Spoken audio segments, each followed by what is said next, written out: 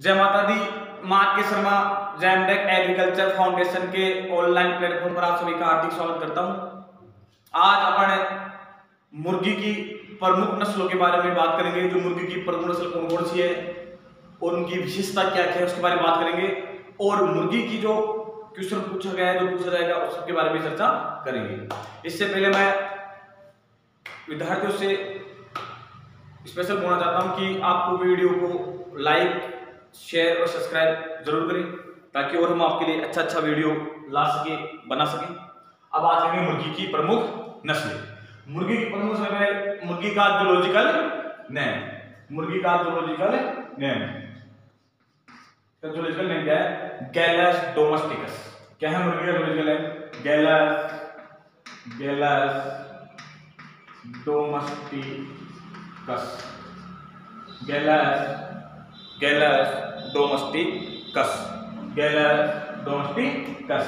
इसका कुल फैमिली, कुल गाय, भैंस, भेड़, बकरी की अपने याद किए थे, क्या किए थे?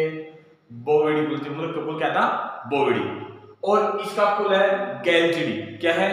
गैलचिडिया फैसियोनिडी, गैलचिडिया फैसियोनिडी, गैलचिडी या फैसियोनिडी, गैलचिडिया फैसियोनिडी। इसमें क्रोमोसोम नंबर है तो बराबर इसमें है 78। कितने हैं? 78। और अपनी मुर्गी है, बटेर है, ये किस में आते हैं? पक्षी में आते हैं, एविज में आते हैं। तो इनका अनुसंधान केंद्र की बात करें कि आपका केंद्रीय पक्षी अनुसंधान संस्थान, केंद्रीय पक्षी अनुसंधान संस्थान कहां पे है? केंद्रीय पक्षी अनुसंधान संस्थान है अपना इज्जत नगर, बरेली, उत्तर प्रदेश। केंद्रीय पक्षी अनुसंधान संस्थान कहां पे? इज्जत नगर बरेली उत्तर प्रदेश, नगर बरेली उत्तर प्रदेश। और इसकी स्थापना हुई थी सन 1979। इसकी स्थापना हुई थी सन 1979। 1979 में क्या हुई थी? स्थापना हुई थी। अब इसका पर जो पक्षियों का अध्ययन करते किसमें करते हैं? ऑर्निथोलॉजी में। किसमें करते हैं? ऑर्निथोलॉजी में। पक्षियों का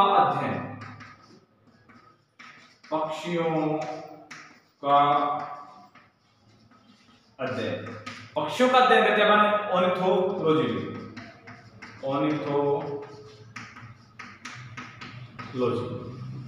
पक्षियों का अध्ययन किसमें करते हैं? ऑर्निथोलॉजी में क्या करते हैं अपन? पक्षियों का अध्ययन करते हैं। पक्षियों के अध्ययन वाले मुर्गी की एक प्रमुख बीमारी, मुर्गी की मुख्य बीमारी, जो मुर्गी की मुख्य बीमारी होती है वो होती है रानीखेत। रानीखेत मुर्गी की मुख्य बीमारी होती है, और अपन उसके बारे में डिटेल में जो अब अपना नेक्स्ट वीडियो बनाएंगे उसमें बात करेंगे। जो कैसी बीमारी होती है, इसमें क्या लक्षण होते हैं, क्या सिम्टम्स होते हैं, उसका कंट्रोल कैसे किया जाता है, तो वो बात आगे अभी मैं आपको मैं बता भाई। मुर्गी की मुख्य बीमारी क्या होती है? रानीखेत। किसके द्वारा होती है? वायरस के द्वारा होती है। किसके द्वारा होती है? वायरस के द्वारा। मुर्गी की मुख्य बीमारी कौन सी है? रानीखेत। क्या है? रानीखेत। किसके द्वारा होती है? वायरस जनित। किसके द्वारा होती है? वायरस जनित। किसके द्वारा होती है? वायरस जनित। अब इसके बाद में हम बात करेंगे कि मुर्गी के जो अंडा होता है, मुर्गी के अंडे का उद्भव काल क्या दिन का होता है? मुर्गी के अंडे का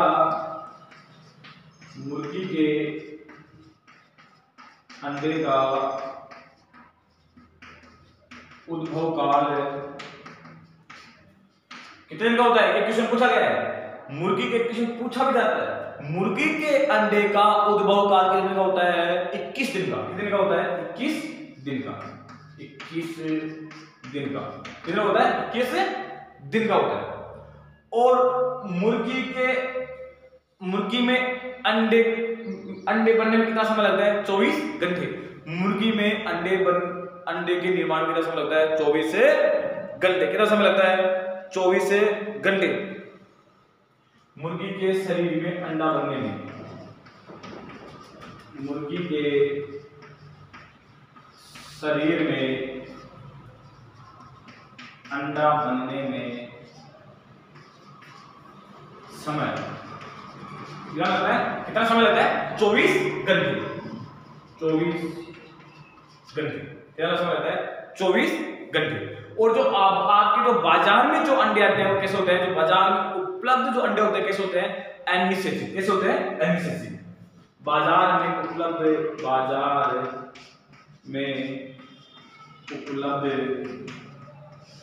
अंडे एनिसेसी होते हैं। कैसे होता है? एनिसेसी।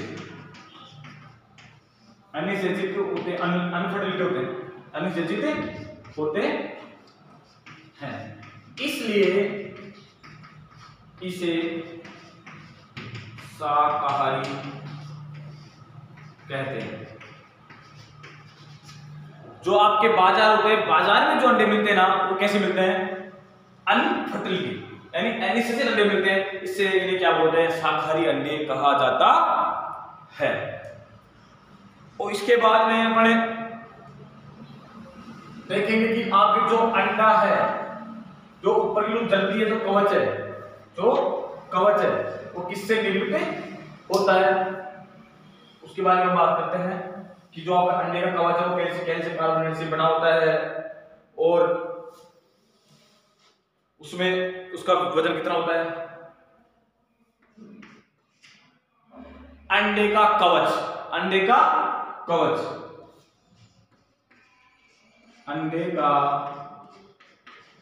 कवच कैल्शियम कार्बोनेट से निर्मित होता है। किससे होता है? कैल्शियम। अंडे का जो कवच होता है जो किससे निर्मित होता है? कैल्शियम कार्बोनेट से निर्मित होता है। और अंडे के अंदर का ऊपर जो जद्दी होती है ना, अंडे के ऊपर जो ब्राउन होता है, व्हाइट कलर का जो कलर होता है वो कैसा होता है? इसको कवच किससे बना होता है? कैल्शियम कार्बोनेट का। वो कितना परसेंट बना होता है? 94%। कितना बना होता है? 94% किससे बना होता है? कैल्शियम कार्बोनेट का बना होता है। और उसका अंडे का जो अंदर अंडा जो होता है, अंडे का अंदर जो पीलापन किसका होता है? वो होता है ज़ैंथोफिल वर्ण के कारण। अंडे का पीला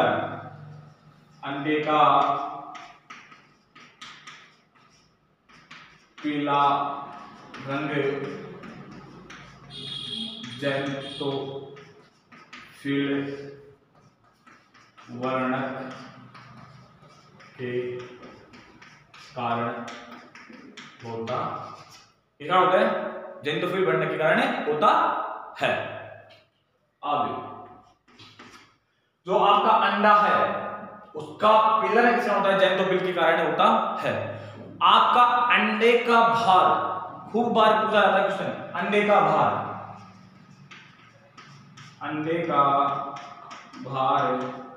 कितना होता है? 58 से 60 ग्राम। 58 से 60 ग्राम होता है।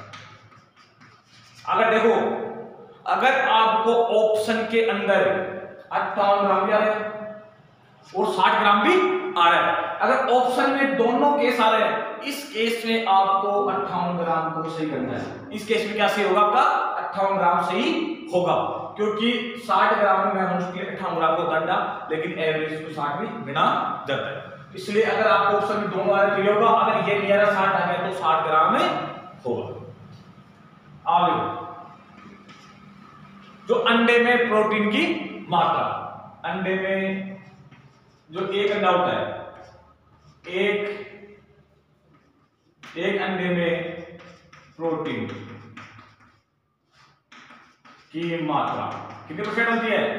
अंडे में प्रोटीन मात्रा होती है 11.8%। कितना होता है? 11.8% होती है। जो आप अंडा होता है उसमें प्रोटीन कितनी पाई जाती है? 11.8% क्या पाई जाती है? उसमें प्रोटीन पाई जाती है। क्या पाई जाती है? कितनी प्रोटीन पाई जाती है? 60। और प्रतिदिन एक वयस्क व्यक्ति को वयस्क व्यक्ति को प्रतिदिन 7 ग्राम प्रोटीन की आवश्यकता होती है। प्रोटीन की आवश्यकता होती है, जिसमें पशु जनित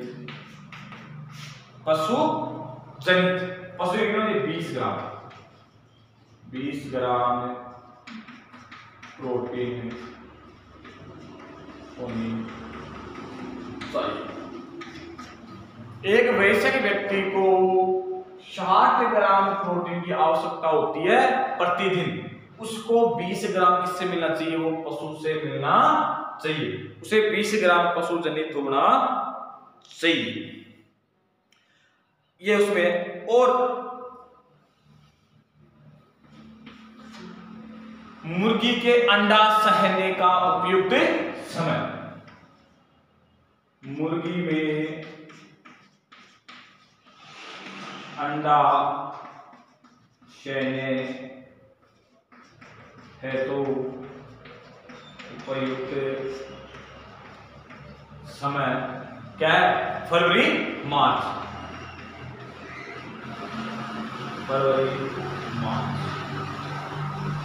खूब बार हो जाता है कि मुर्गी में अंडा सहने हेतु समय क्या है? फरवरी मार्च। और फरवरी मार्च में जो आपके जो देसी मुर्गी है, जो कड़कनाथ है, उसके द्वारा अंडे सेए जाते हैं। लेकिन वो कितने अंडे सेती है? 8 से 10। मुर्गी जो अंडे सहने हेतु कड़कनाथ कितने अंडे सेती है? जो 8 से 10 अंडे सहती। जो अपन अगर प्राकृतिक विधि से अंडे सहने की विधि कौन सी है? कड़कनाथ मुर्गी है, ब्रूडर द्वारा सेया जाता है। जो कितने अंडे सहती है? 8 से 10 अंडे। कितने अंडे सहती है? 8 से 10। प्राकृतिक विधि से मुर्गी के द्वारा अंडे सहे जाते हैं। और उसमें कड़कनाथ मुर्गी होती है, जो अपने देसी मुर्गी होती है, वो उसका यूज होता है। और वो कितने अंडे सहती है? 8 से 10। कितने सहती है? 8 से 10 अंडे सहने का काम करती है। अब जो कृत्रिम रूप से अपन अंडे सहने के लिए क्या यूज लेते हैं? इनक्यूबेटर। क्या लेते हैं? इनक्यूबेटर। कृत्रिम रूप से अंडे सहने हेतु इनक्यूबेटर काम में लिया जाता है। और इनक्यूबेटर में एक बार में कितने अंडे सहे जाते हैं? इसमें एक बार में 8 से 10 अंडे सहे जाते हैं। प्राकृतिक विधि में अंडे कितने सहे जाते हैं? 8 से 10। लेकिन इनक्यूबेटर में कितने अंडे सहे जाते हैं? 3000। कितने? 3000 अंडे सहे जाते हैं। और इनक्यूबेटर का तापमान कितना होता है? 100 डिग्री फ़ारेनहाइट। इनक्यूबेटर का तापमान, जो आपका इनक्यूबेटर होता है, उसका तापमान कितना होता है? 100 डिग्री फ़ारेनहाइट। कितना होता है? 100 डिग्री फ़ारेनहाइट। इनक्यूबेटर है, उसका तापमान कितना रखते हैं अपन? 100 डिग्री फ़ारेनहाइट। और अंडे सहने का उपयुक्त समय कौन सा है? अपने अंडे सहने का सबसे उपयुक्त समय है फरवरी मार्च। कौन सा है? फरवरी मार्च। प्राकृतिक विधि से। इनक्यूबेटर का तापमान, इनक्यूबेटर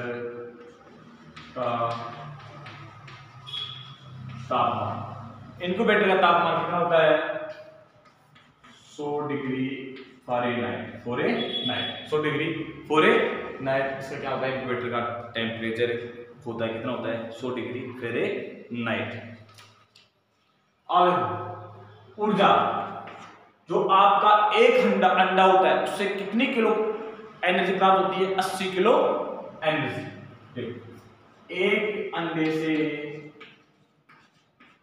से 80 किलो कैलोरी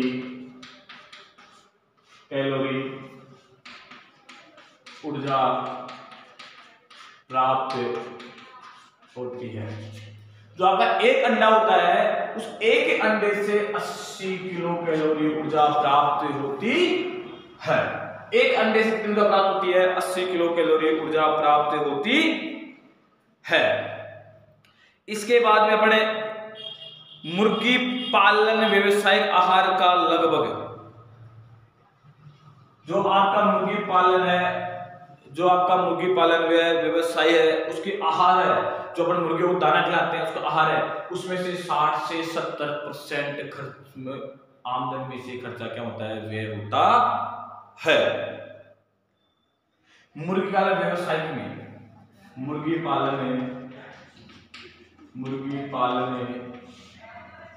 व्यवसाय में आहार का आय में से 60 से 70% क्या होता है? ये होता है। जो आप मुर्गी पालन कर रहे हो उसमें से 60 से 70% आपकी जो आमदनी होगी ना, आपकी जो इनकम होगी उसमें से 60 में से 70% बेटा क्या होगा? उसका खर्च होगा किसी भी मुर्गी इनके आहार में। अपन इसका व्यय करें, इसके आहार में कितना परसेंट होगा? ये इसमें होगा। अब अपने उसकी जो मोस्ट की नस्लें हैं उसके बारे में बात करेंगे। जैसे आपकी मुर्गों की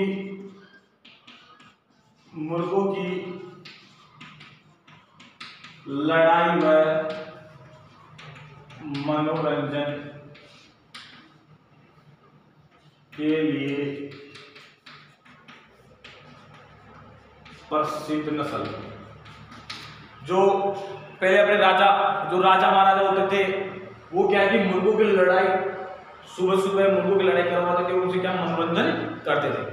उसके लिए ऐसी कौन सी नस्ल है जो मुर्गों की लड़ाई और मनोरंजन की प्रसिद्ध है? वो नस्ल कौन सी है? असील। कौन सी है? असील। कौन सी है? असील। और है कि आपके अंडे से के लिए बढ़ाई कड़कनाथ है। सर्वाधिक अंडा उत्पादन देने वाली व्हाइट लेग एंड हॉर्ग है। सर्वाधिक अंडा उत्पादन देने वाली, सर्वाधिक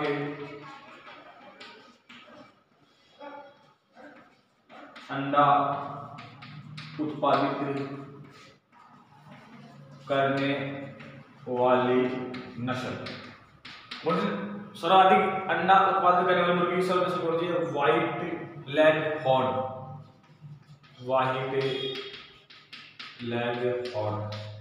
व्हाइट लेग हॉर्न सर्वाधिक अंडा उत्पादित करने वाली नस्ल कौन सी है? White leg horn. और बात करेंगे श्रेष्ठ क्वालिटी का मांस वाली नस्ल। श्रेष्ठ क्वालिटी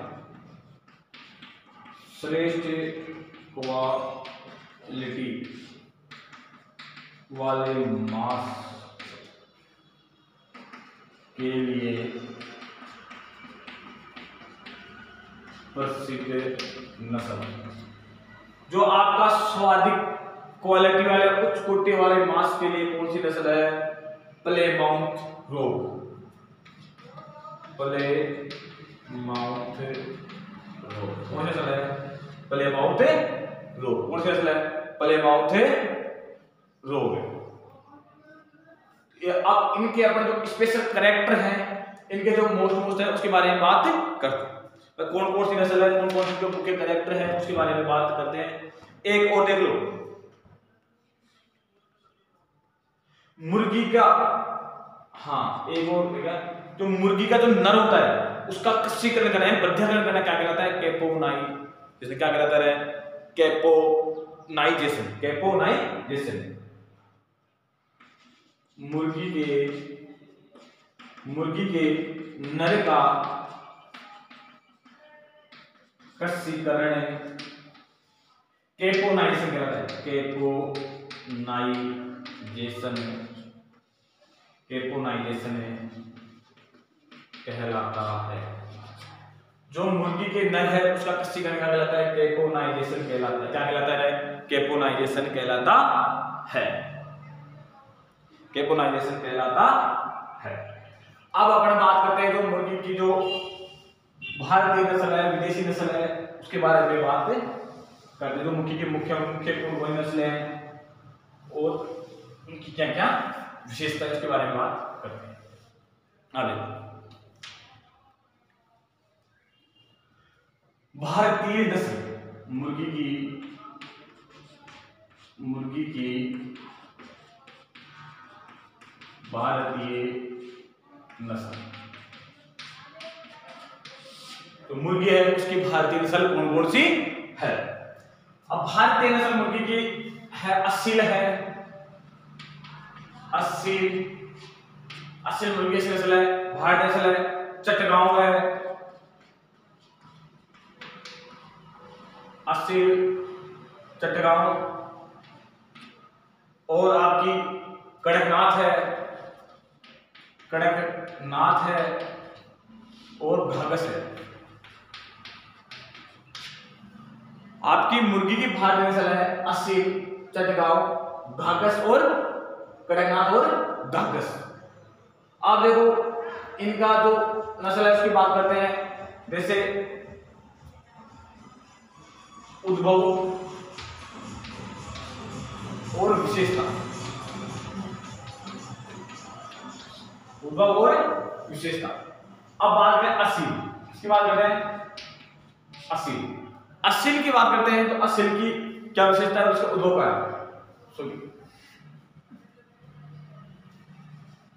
अब बात करेंगे असील, इसकी बात करेंगे असील। तो मुर्गी की असील जो नस्ल है उसकी बात करेंगे। इसका उद्भव है लखनऊ यूपी, इसका तो क्या है? लखनऊ यूपी। इसकी विशेषता आपको बताया था मैं, लड़ाई और मनोरंजन के लिए। किसके लिए प्रसिद्ध है? लड़ाई व मनोरंजन, लड़ाई और मनोरंजन के लिए प्रसिद्ध, लड़ाई और मनोरंजन के लिए प्रसिद्ध।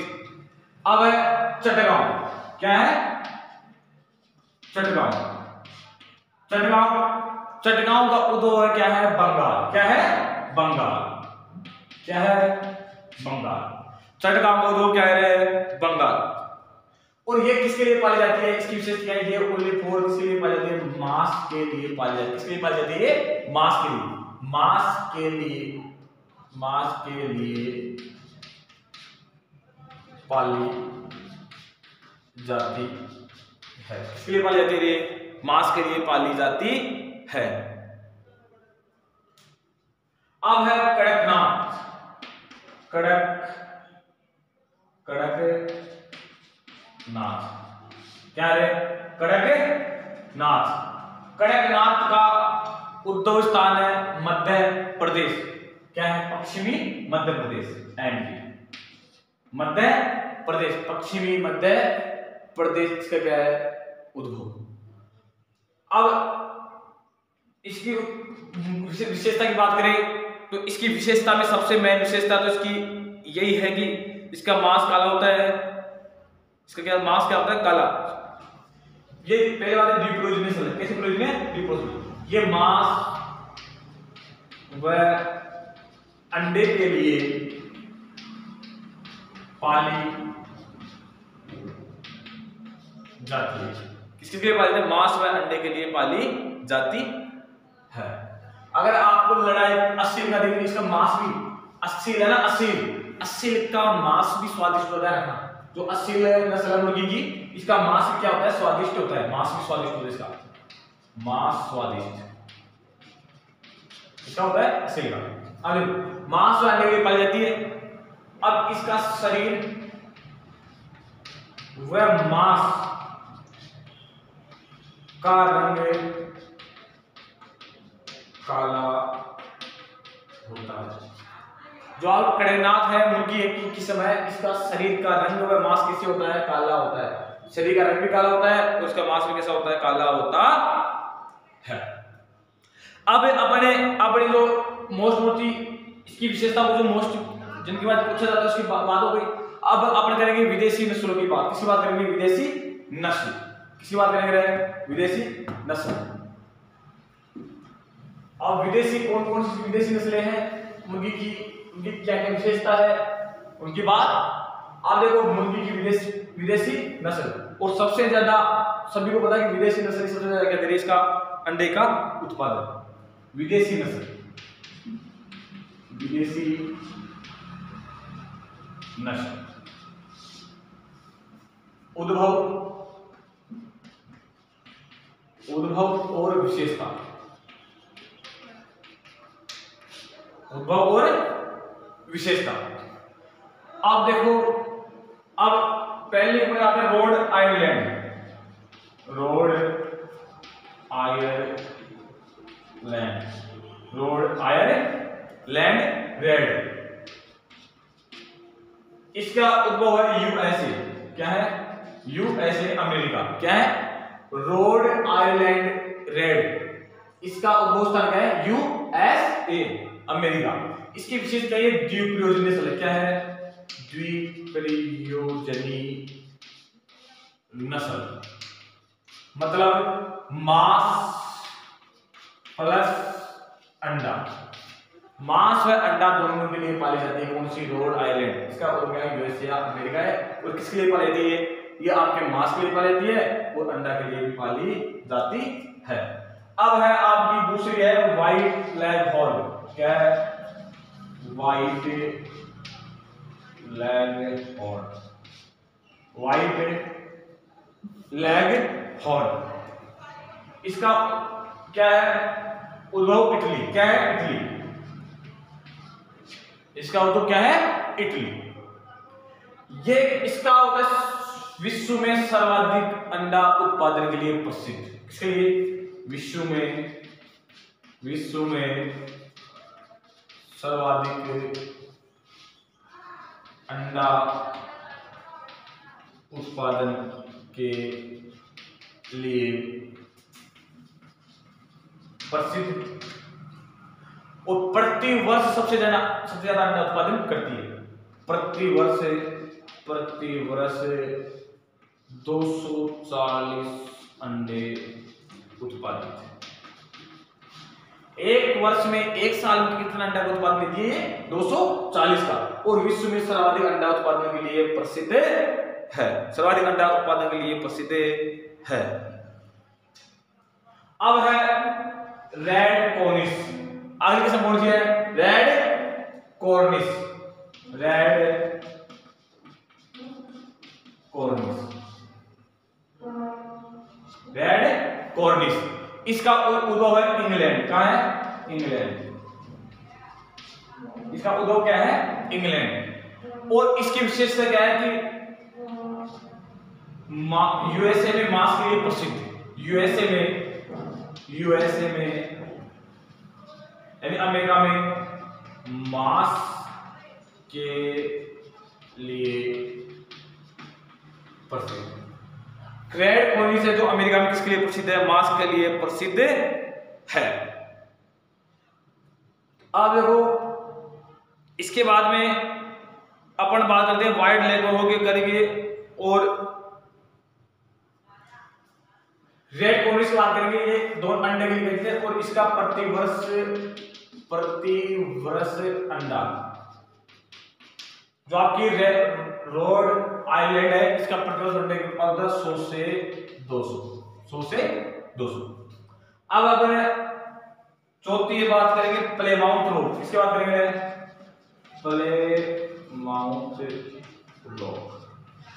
प्लेमाउथ रोग। और प्लेमाउथ रोग क्या है, अमेरिका, वही यूएसए अमेरिका। और ये क्या, श्रेष्ठ क्वालिटी के मांस के लिए प्रसिद्ध है। इसका क्या, श्रेष्ठ क्वालिटी के मांस, श्रेष्ठ क्वालिटी के मांस के लिए प्रसिद्ध है।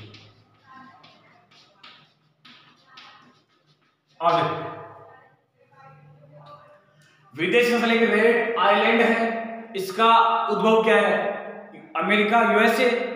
और ये द्विप्रयोजी नस्ल है, मतलब द्विप्रयोजी का मतलब होता है मांस व अंडा दोनों के लिए उत्पादन के लिए पाली जाती है।